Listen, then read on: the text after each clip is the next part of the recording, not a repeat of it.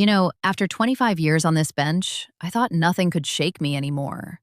I've presided over thousands of cases, custody battles that turned ugly, divorces that exposed decades of lies, paternity disputes that tore families apart right in front of me. I've seen grown men cry. I've seen women collapse. I've seen children caught in the middle of wars they didn't start and didn't deserve.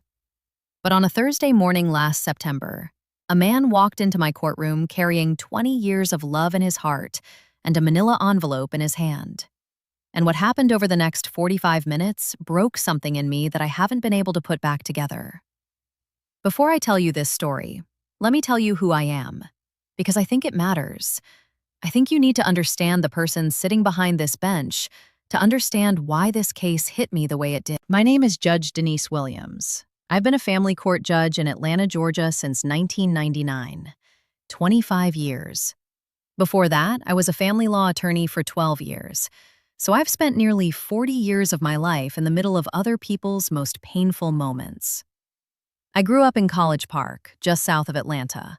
My mother raised 4 children by herself after my father left when I was 9. Just walked out one Friday night and never came back. No explanation, no goodbye. No forwarding address. My mother worked 2 jobs to keep us fed. She cleaned offices at night and worked the register at a pharmacy during the day. She never complained, not once. But I saw what it did to her.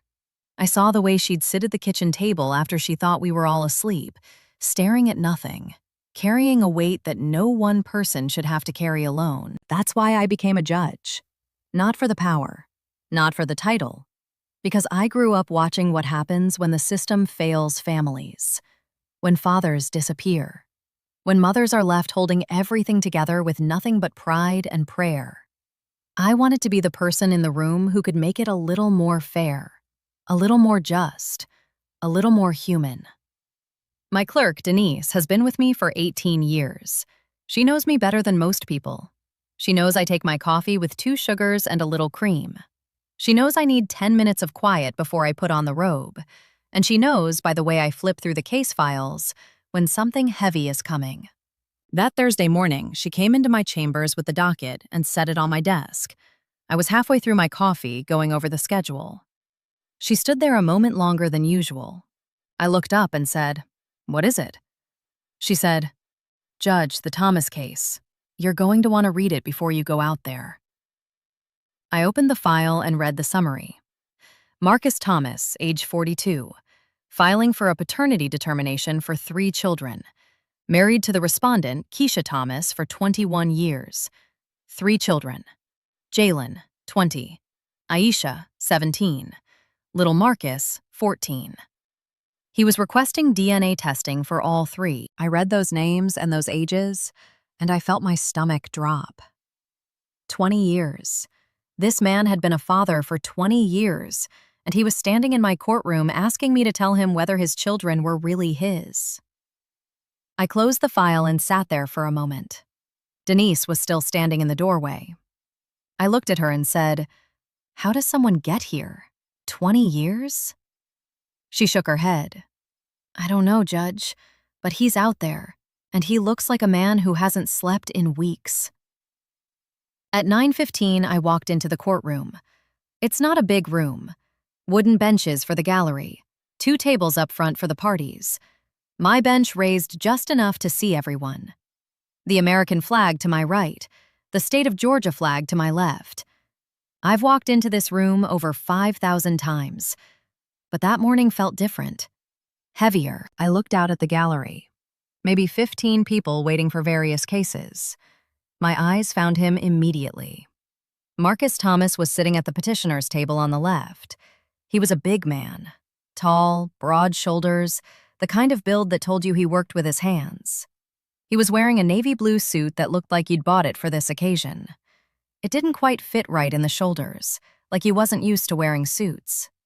His hands were clasped together on the table in front of him, and he was staring straight ahead at nothing. At the other table sat Keisha Thomas. She was small, thin, pretty face but drawn, like she hadn't been eating. She was wearing a dark blouse and her hair was pulled back tight. She wasn't looking at her husband. She was looking down at her hands in her lap. And between them, in that space of maybe 10 feet separating the two tables, I could feel 20 years of marriage collapsing. I called the case. Thomas versus Thomas, case number 2024-FC-4471.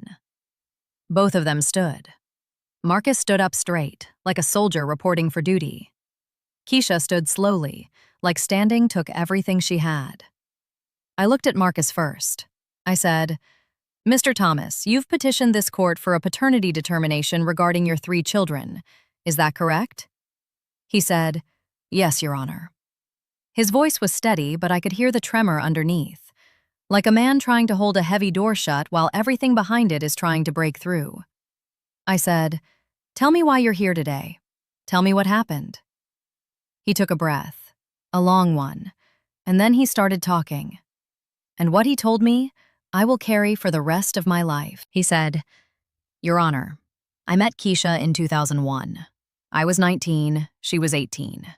We met at a cookout at my cousin's house in East Point. She was the most beautiful woman I'd ever seen. I walked up to her and I said something stupid. I don't even remember what. And she laughed, and I thought, I'm going to marry this girl." He paused. I could see him going back there, to that cookout, to being 19 and in love for the first time. I didn't rush him. We got married in 2003. I was working construction. She was working at a daycare. We didn't have much. We had a 1-bedroom apartment in Decatur and a car that broke down every other week. But we were happy. At least, I thought we were. Jalen came in 2004, my first child. Your Honor, when I tell you that holding that boy for the first time was the greatest moment of my life, I need you to understand I mean that with everything in me. I looked at his face and I saw myself. I saw my future. I saw a reason for everything. I watched his hands grip the edge of the table. His knuckles were turning lighter from the pressure. Aisha came in 2007, my little girl. She had my mother's eyes. At least that's what I thought. That's what everyone told me. She got your mama's eyes, Marcus. And little Marcus came in 2010, named after me. Marcus Dwayne Thomas Jr. I gave that boy my name, Your Honor. I put my name on his birth certificate. I put my name on all their birth certificates. His voice cracked on that last sentence. He stopped and pressed his fist against his mouth for a moment. The courtroom was silent. I gave him time. I coached Jalen's basketball team for 8 years. 8 years of practices and games and tournaments. I sat in the front row at every single one of Aisha's dance recitals. I taught little Marcus how to ride a bike, how to throw a football, how to tie a tie. I worked overtime, double shifts, weekends, holidays. I missed sleep. I missed meals. I missed my own life. Because everything I had went to those 3 children. Everything. I leaned forward. Mr. Thomas, what brought you to this courtroom today? What changed? He closed his eyes. 3 months ago, my son Jalen needed a blood transfusion. He was in a car accident. Nothing life-threatening, thank God, but he needed blood. I went to the hospital to give blood because that's what a father does. And the doctor came back and told me my blood type wasn't compatible with Jalen's. He said it was genetically impossible for me to be his biological father. The courtroom stirred. I heard someone in the gallery inhale sharply. I kept my eyes on Marcus. I didn't believe it. I told the doctor he was wrong. I told him to run it again. He did. Same result. So I went home and I didn't say anything for 2 weeks. 2 weeks I walked around that house looking at my children, looking at my wife, trying to find another explanation, any explanation. And then I got a DNA test kit. I swabbed all 3 of my children while they were sleeping. I sent it in, and I waited. He reached into his jacket pocket and pulled out a folded piece of paper. His hand was shaking. The results came back 3 weeks ago. Jalen is not my biological son. Aisha is not my biological daughter. He stopped. He unfolded the paper and stared at it like he'd stared at it 1,000 times. and little Marcus, the boy I named after me, the boy who carries my name. He's not mine either. None of them. 0% match. All three. He put the paper down on the table and looked at me, and I saw something in his eyes I've only seen a few times in 25 years on this bench. It wasn't anger. It wasn't sadness. It was the look of a man whose entire identity has been erased. 20 years of fatherhood, 20 years of sacrifice, 20 years of believing he was building something real. Gone in a lab result. I had to take a moment. I removed my glasses and pressed my fingers against my eyes. I've trained myself over the years not to show too much emotion on the bench. A judge has to be steady. A judge has to be the calm in the room. But I'm also a human being, and what this man was describing was one of the cruelest things I've ever heard. I turned to Keisha. I said, "Mrs. Thomas, you've heard your husband's testimony. Is what he's saying accurate?" She didn't look up for a long time. The silence in that courtroom was so heavy you could hear the ventilation system humming. When she finally raised her head, her face was wet with tears. She said, "Yes, Your Honor." 2 words, that's all. Yes, Your Honor.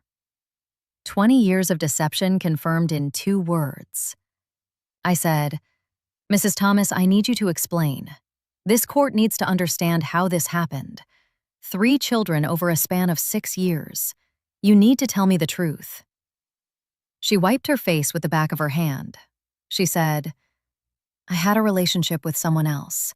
It started before Marcus and I got married. I thought it was over, but it wasn't. It went on for years, off and on. I knew there was a chance the children weren't Marcus's, but I convinced myself they were. I looked at them and I saw what I wanted to see. I told myself it didn't matter because Marcus was their father in every way that counted." Marcus made a sound. Not a word, just a sound. Like something breaking inside his chest. He turned away from her and put his hand over his face. I sat there and I thought about my own mother. I thought about my father walking out when I was 9. I thought about what it does to a person when the foundation of their life turns out to be a lie. My father left and it destroyed something in my mother. But at least she knew the truth. Marcus lived in a lie for 20 years and called it love. I said, "Mrs. Thomas, does your husband know who the biological father is?" She said, "Yes, he found out. It's someone we both know." Marcus spoke then, without being asked. He said, "It's my cousin, Your Honor. My first cousin. The same cousin whose cookout is where I met her." I felt the air leave the room. Everybody in that gallery felt it. His cousin. The man whose house brought them together was the same man who destroyed everything. I had to call a 10-minute recess. I needed to step off the bench. I went back to my chambers and I stood by the window and I pressed my forehead against the glass and I took deep breaths. Denise came in and didn't say a word. She just stood there.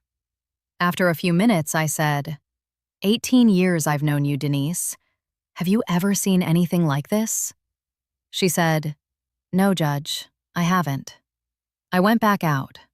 I had a decision to make. But more than that, I had 2 human beings standing in front of me who were both in agony.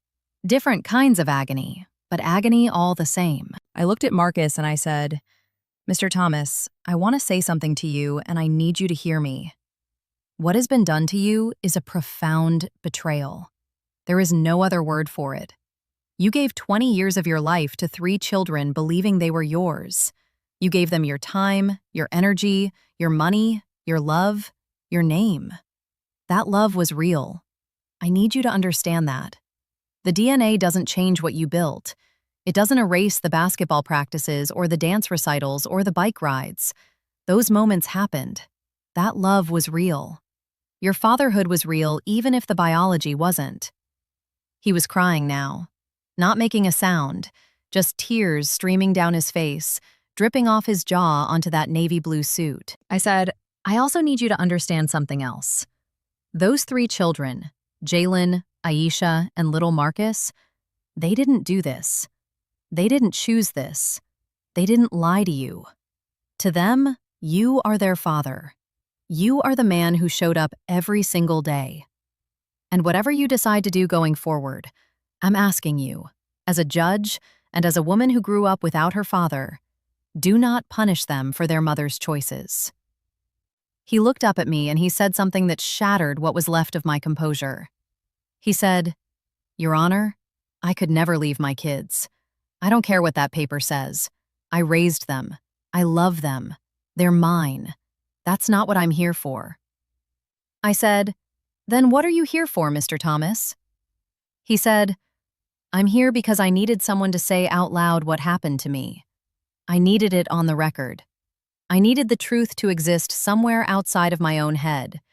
Because for 20 years I lived in a lie, and I need something, anything, to be true." I had to stop. I took off my glasses again and I pressed my hand against my mouth because I was about to lose it. 25 years on this bench, and this man just said the most honest thing anyone has ever said in my courtroom. He didn't come for revenge. He didn't come for money. He didn't come to destroy his wife. He came because the truth had been stolen from him for 20 years, and he needed someone in authority to acknowledge what happened. I looked at Keisha and I said, "Mrs. Thomas, do you understand what you took from this man? Not just fidelity, not just honesty. You took his reality. For 20 years, this man lived in a world you constructed. Every time you looked at his children and saw himself in them, that was a lie you maintained. Every time you went to work early and came home late to provide for his family, he was building on a foundation you knew was cracked. Do you understand the weight of that?" She was sobbing. She said, I know what I did. I've known every day for 20 years, and I was too afraid to tell him. I was afraid of losing him. I was afraid of losing everything." I said, "And by trying to keep everything, you've lost it all anyway. That's what lies do, Mrs. Thomas. They don't protect, they postpone. And the longer you postpone the truth, the more destruction it causes when it finally arrives." I sat back in my chair and I looked at both of them. Two people who had built a life together, who had raised 3 children under the same roof, who had shared a bed and a dinner table and holidays and birthdays for over 2 decades. And now they were standing in my courtroom with nothing but wreckage between them. I made my ruling. I confirmed the DNA results for the court record. I ordered counseling for both parties. I recommended family therapy that included the children because those children were going to need support navigating this when they found out. And they would find out. I also did something I rarely do. I spoke directly to Marcus one more time before I closed the case.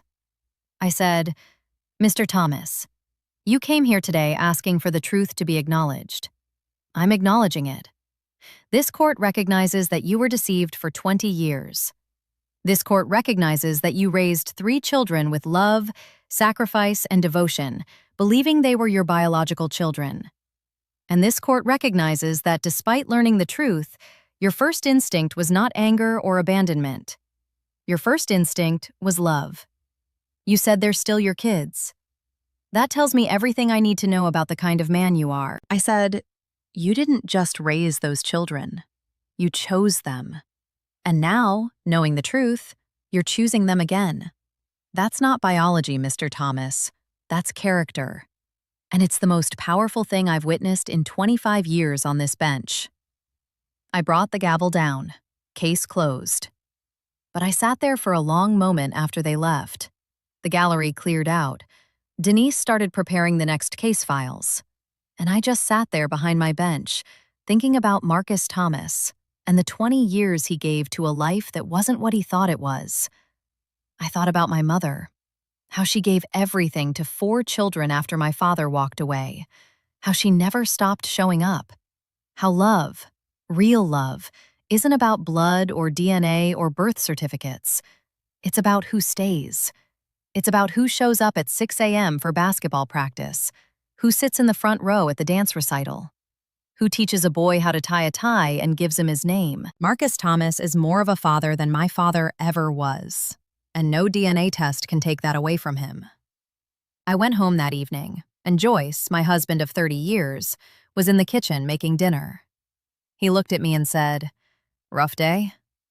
I sat down at the table and told him everything. When I finished, he was quiet for a long time. Then he said, "That man's children are lucky. Not every father stays when it's easy. Almost none stay when it's this hard." He was right. And that's what I want to leave you with today. Because this case isn't just about paternity or DNA or betrayal. It's about what it means to be a parent. It's about the difference between biology and devotion, between genetics and love. Marcus Thomas walked into my courtroom a broken man. But he walked out a father. Because that's what he chose to be. Not because a test told him to, but because 20 years of love doesn't disappear in an envelope. It lives in every moment he gave those children. And no result, no betrayal, no lie can erase that. If this story moved you, I want you to think about the people in your life who chose you. Not because they had to, but because they wanted to. That's the purest form of love there is, and it's worth more than any DNA match could ever be.